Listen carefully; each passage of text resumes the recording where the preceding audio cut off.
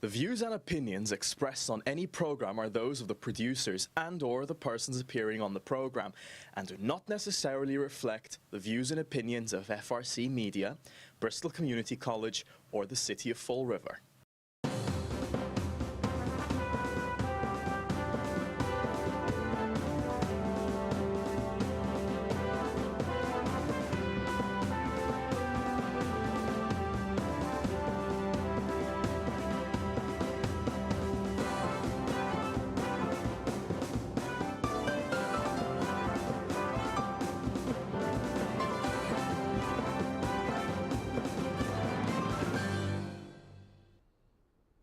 Well, hello. Welcome to Spindle City Straight Talk. I'm Chip. And I'm CJ.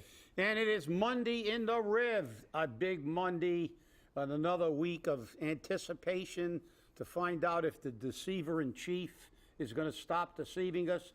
Now, I'm going to begin by congratulating you. You know I love quotes that really encapsulate the issue, but your quote in the Weekend Flush this week was really good.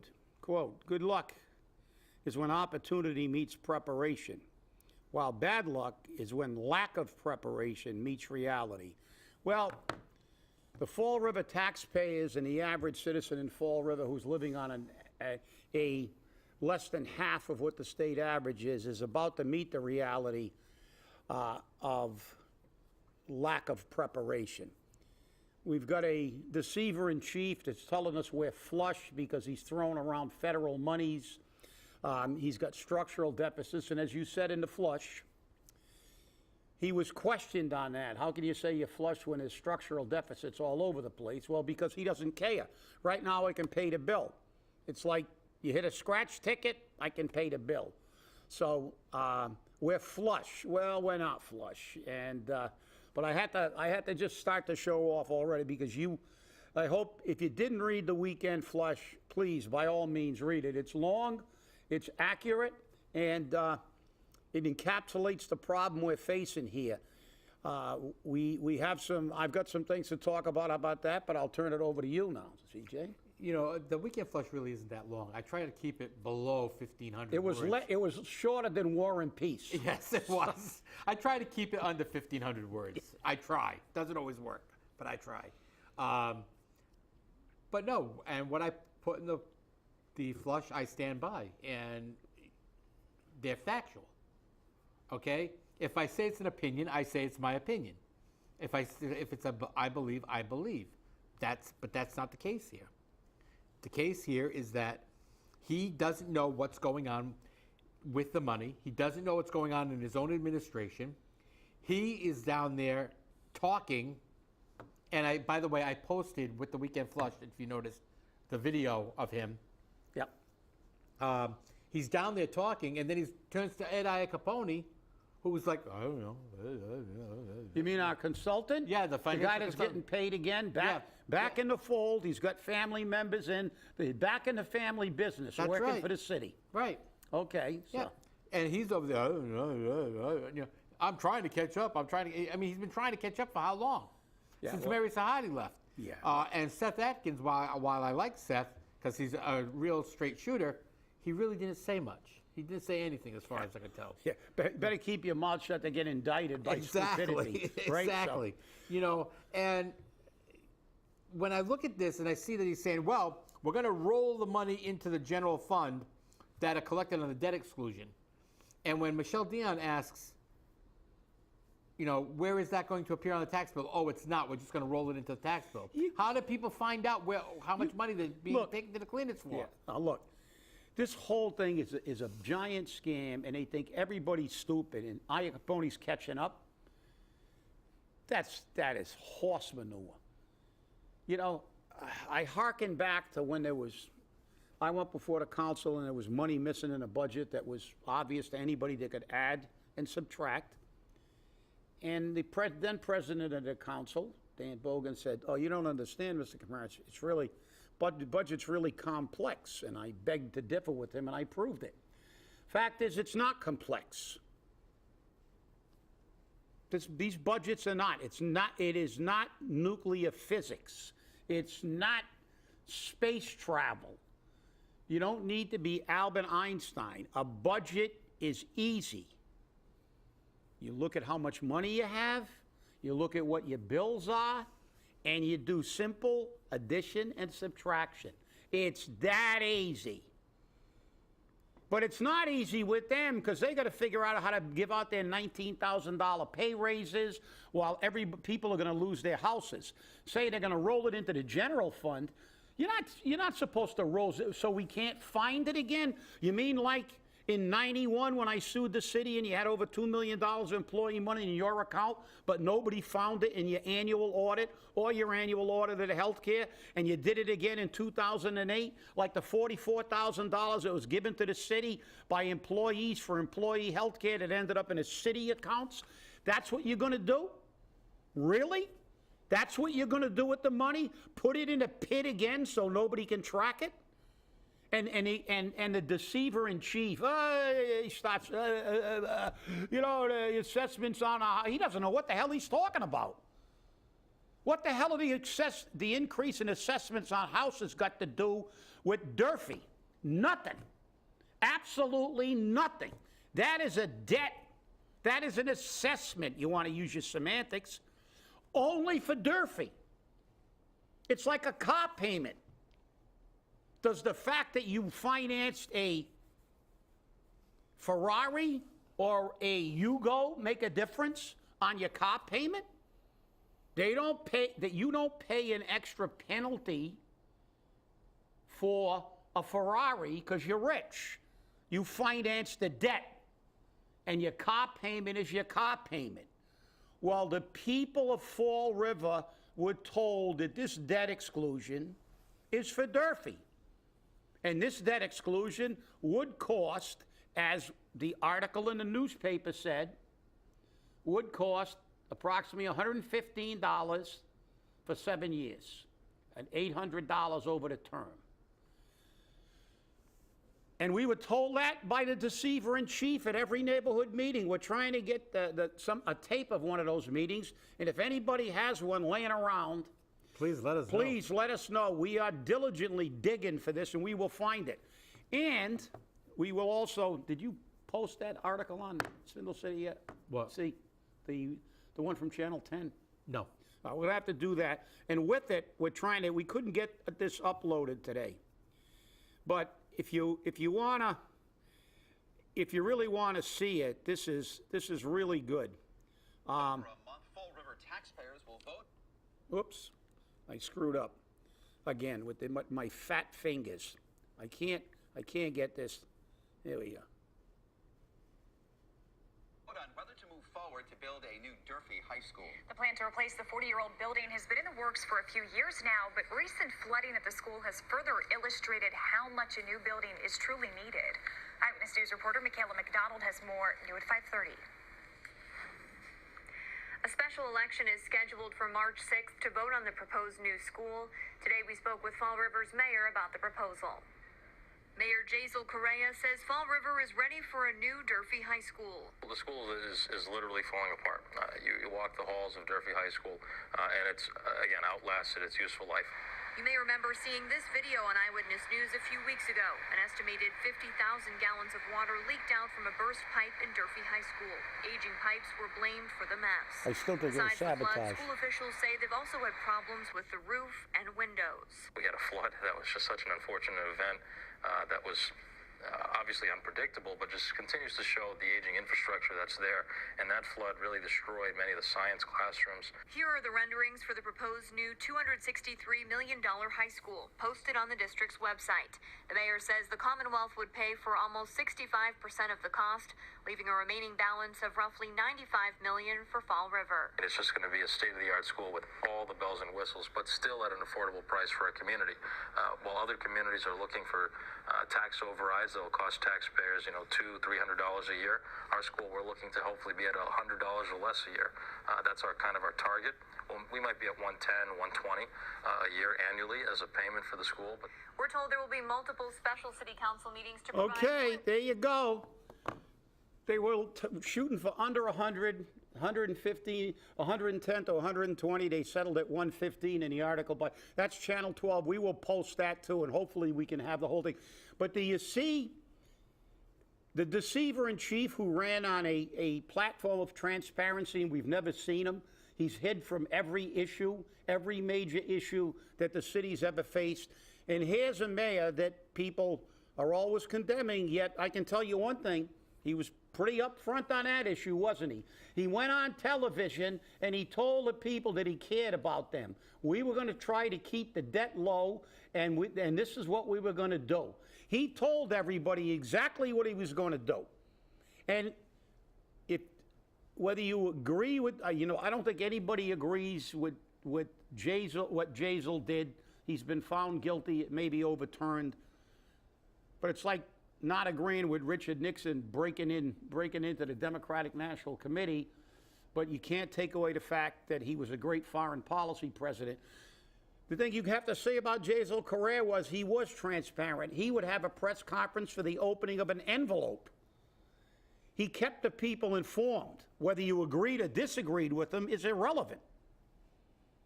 The difference is he cared about the taxpayer.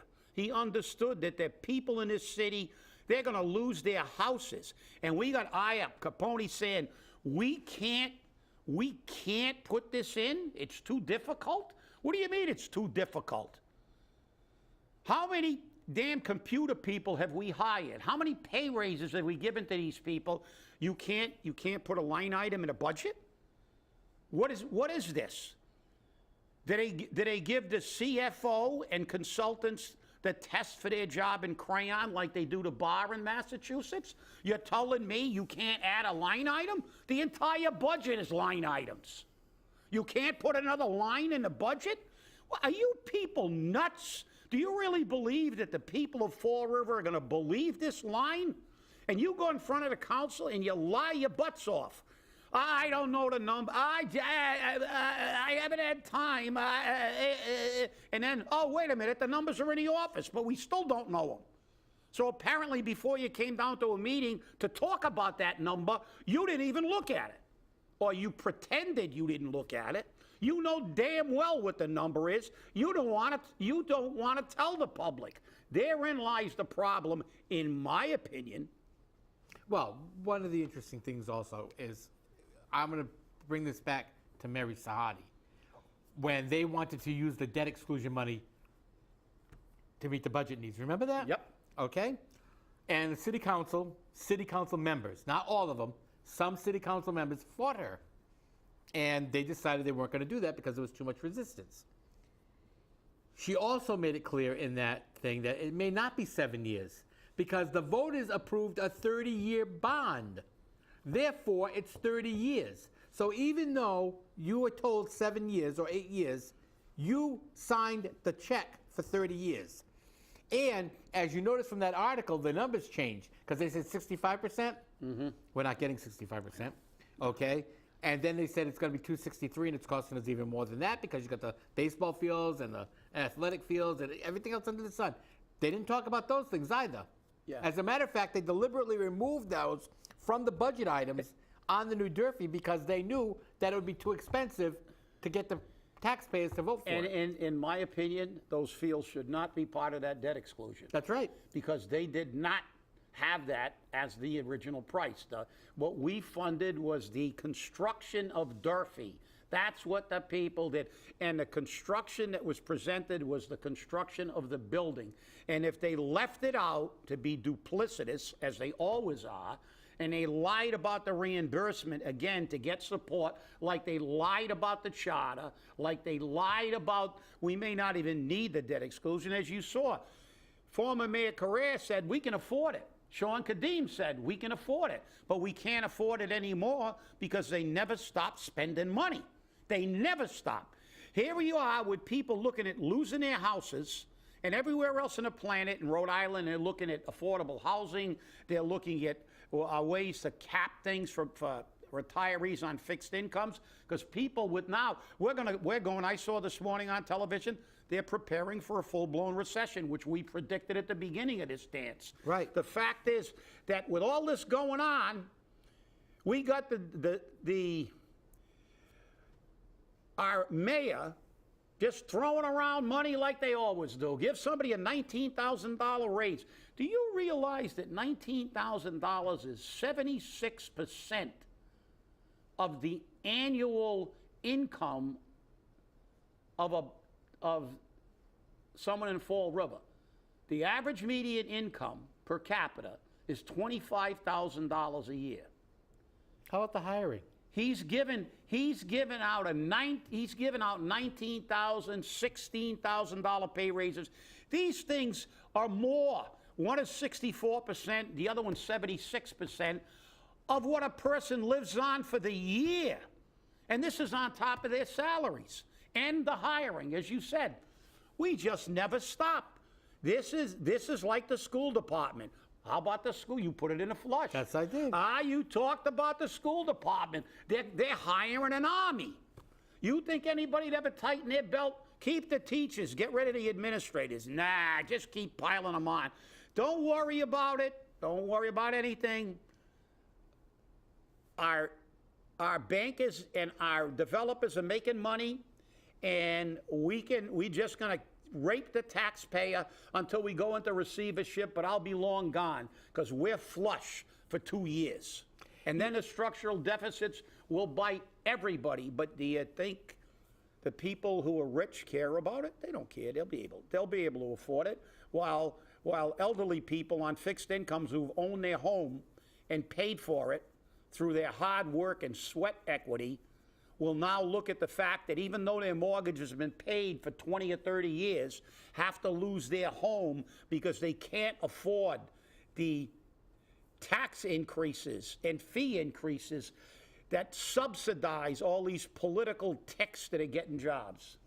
Well, I mean, the mayor's justified his hiring in the school department. And remember, he said, I'm going to quote him, "We are doing substantial hiring." Substantial. It's over 60 people. Yeah, you said it. And he is hiring some teachers. Some. He's hiring some paras, and he's hiring some counselors. Where's the others going from? You're not going to tell me that he's hiring 15 people in each of those sectors. No. Because I know he's not. No. So where are the others going? Because remember, they're already having a hard time getting teachers and paras to come work for Fall River. Look, you expect to have that divulged? We don't know what Malone did. We don't know what anything that happens in the school department is. You just shut up. We're hiring 60 people. Shut up, and I'm telling you this is a good thing. Be quiet. Be happy. It's like Russia now. Be happy in your work. Otherwise, you go to the gulag. Shut up. Don't ask questions. We're going to spend your money, and we don't have to account for anything. Don't worry. Aya Capone can play the, I'm the consultant. I'm making money to do this. And you know, I hate to say this, but I have to, because I'm always truthful with my feelings. I never thought I would see the day that I would miss Mary Sahadi. I'll tell you right now, there's a song out there that we need to remember for Fall River. It's going to be its new mantra. Okay, don't worry. Yeah, be happy. Yeah. That should be his theme song. That's right. When he runs for governor. That's it. Or runs again for a third term after he said he only wanted one or two. So, yeah, let's I know. see. It's unbelievable. It is. It's disgraceful because the average person, the people that he saw at Durfee, and we've got one of the highest percentages of the state of the people who the only good meal they ever get is in school, and he knows that. So for him to pretend he doesn't know what the average people in Fall River are facing is disgraceful. He knows it so much so that during the pandemic, they had people in the parks in the winter, in the spring, in the summer, handing out meals. They were approving PEBT benefits, that's pandemic benefits, that's SNAP food stamps, for students in the Fall River Public School System. Whether or not they were eligible for food stamps, they got them. And the schools had to send that information up to Department of Transitional Assistance for the SNAP program. So he knows, because those documents, unless he went like this and said, I'm not looking, which maybe he did. No, he's just being the deceiver in chief again. That's what he is. He knows it, as you said. But it doesn't take precedent over taking care of his political allies and his friends, because That's right. that's what these politicians do. We're going to give the peons some food, and then if the government stops giving us money to give them food, we'll let them starve. We'll just let them starve in the street. Who cares? I don't care about these people. We're building market rate housing. We don't care. We're not building affordable housing. Well, I don't care if the rents go up. You know, they don't look at the ramifications of their actions. What it does to the average person. You're going to build market rate housing, then we already see the rents going up. And as someone said, Fall River's the last bastion. We had the cheapest rents around. They're going to come here. And now when the rents begin to elevate, these people are going to be out in the street. Just look. He's like Biden and Pelosi. He's another liberal hack that never stops, thinks the answer to everything is throwing money. The only problem is Pelosi and Biden can print their own. But look at the ramifications of this. We've got an inflation that's going to turn into a recession, and people are going to be destroyed. People are already being destroyed in this country by the prices. But you can't print money on the city level. He's going to use opera money to plug up his budget and pretend that we're okay. And when he's gone and we hit receivership, then this city's going to be in big trouble, because you know what's going to happen when a receiver walks through the door. They're cutting everything, and not with a scalpel. They'll be cutting it with a chainsaw. Yeah, and they'll be raising our taxes. That's right. Beyond the 2.5%. That's right. Because it doesn't apply to them. And all the contracts will be null and void. That's right. All the collective bargaining agreements. Receivers will come in and say, that's it, we're throwing out these contracts. We're cutting everybody's salary in half. Yep. And then watch the outrage. But guess what? If you stand by and let this happen, remember, that was a great quote you opened with, but I'm going to give them another appropriate quote about this thing. We have an election coming up a year in November. If you don't throw these bums out, if they don't change the way they're taking care of the taxpayer and looking out for the average person in Fall River, remember what Sir Edmund Burke said in the 1700s in the Parliament. He said, when good men do nothing, evil will prevail. Yep. Yep. And, you know, that's what's happening now. I mean, nobody sees this mayor unless it's to be out there with the kids at the baseball field, be handling awards to kids. He doesn't even show up for meetings. Yeah. You know, there's meetings going on. Carlos just told us about a meeting that's going to be going on in the Flint, the Pleasant Street area, about what do the people want. And Carlos wants people to come out and say they want affordable housing, not more market rate housing. Because what's happening right now is Ken Fiola is running this package, which means Ken Fiola's clients are going to be Ken Fiola's priority one. Not the Flint, not the businesses, not the people. Ken Fiola's clients are going to be priority one. This is why I have a problem with Ken Fiola. Because he serves as a secretary to the TIF board, it appears. Because according to him, at the last TIF board meeting, he keeps their minutes. He serves as a consultant to the RDA. He gets paid $400,000 a year for that. He also serves as their secretarial services, so they get paid for that. He represents clients to the TIF board, and he's keeping the minutes for the TIF board. Isn't that a conflict of interest? Yes. Yes, it is, but guess what? According to ethics, it's not, because Ken Fiola is not a governmental employee. So he can get away with this. He's handing out the ARPA money. He's getting paid to handle out the ARPA money. And he didn't even want to release the names. Colin Dias came out, and the mayor automatically started releasing the names the next day. I had those names that day. I had them that day because Michelle Dion was gracious enough to provide them to us. So we published them. Yeah. And we were the first to publish them. Yeah. Well, let's put it this way. Look, as you said, the only time he's visible is when he's Mr. Rogers. Yeah. We don't have a mayor. We got Mr. Rogers. Welcome to the neighborhood. It's a wonderful day in our neighborhood. That's where they skateboard parks, walking around. He thinks he could play Mr. Rogers when he was a vice principal, wander around the halls of Durfee and pretend to be Mr. Rogers for the adolescents. He is not a vice principal at Durfee.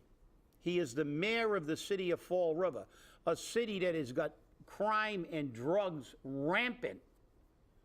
They're both fundamentally the same, but crime, number one again, even though you assured us that crime's getting better. Fall but it River's a wasn't. safe place. But I got the article. Fall River's a I safe got place. the article. I had the stats. It was not our. Again, it was not Spindle City Straight Talk that designated Fall River the most dangerous city. Fall River was designated a couple of years ago as the second most dangerous city in New England and the most dangerous city in Massachusetts. You're the mayor. You're the mayor, not Mr. Rogers. You're not dealing with adolescents. You're dealing with people who make an average per capita income of $25,000 a year, and the city retirees have an average median of $22,000 a year. And you're talking about tax rates and rent rates that these people cannot deal with, and you seem to have no empathy and you're absolutely oblivious to this. So there's either you are an ostrich and you've got your head buried in the sand, or you don't care. I'm going with option B. So am I. I'll tell you, it's getting to be tough. But in the last couple of minutes, I want to change the focus a little bit. We lost a dedicated city employee this weekend. For those of you who may know her, Kelly Souza-Young was the elections commissioner. She was always very friendly. She always had a smile on her face, no matter how difficult the job got. She was always fair and just in the way she handled things. We've had numerous dealings with her. Yes. Always a very pleasant woman. Never really had a problem with her. I could call her up on the phone and ask her for something, and she'd have that information for me in 10 minutes if she didn't know it already. So she was very good at doing what she did best, and that was customer service and constituent services. She wasn't an elected official. She was appointed, but she worked long and hard, okay? Those nights when you were waiting for those election results, she was out there working from 6 in the morning until 10 or 11 o'clock at night on an election day. And she did it, and the last 3 years, she did it sick. She was very sick. She was fighting pancreatic cancer. And she fought it. And she came to work every day. How many of you out there can say you go to work every day in pain? A lot of pain. But she did. And she fought diligently for her life, for her family, and for this city. And I don't want anyone to forget that, because right now, whoever takes over that job will never do the job that Kelly did. I will not trust them, because I believe I know the person that's going to be taking that job. And during the last election, numerous numbers of absentee ballot applications were filed, and this person or this person's staff did not process out those applications, so people went without absentee ballots. That's not right. That is not right. So, before the mayor appoints somebody to be the elections commissioner, look very carefully. But then again, this person is so far up, the mayor's derriere, a city councilor's derriere, a school committee member's derriere. I mean, he's so far up, when he walks away, he stinks. So, just remember, you want somebody who represents you, and you want to be represented fairly. And that's what the Election Commission is supposed to do. They're supposed to elect you fairly.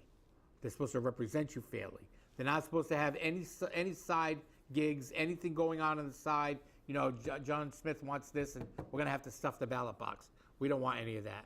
So remember, if you see Kelly Souza-Young's family, thank them for her service to the city of Fall River, and my deepest sympathies and condolences to the family. She was a wonderful, wonderful woman. As are mine. My condolences to the family for their great loss. And we're going to forget about the politics of the next person, but let's look at her job. She did a great job. Yes, she did. Well, I want to thank you all for watching. Remember, stay safe, stay angry, and hold your politicians accountable. Thanks for watching. We'll see you on Wednesday.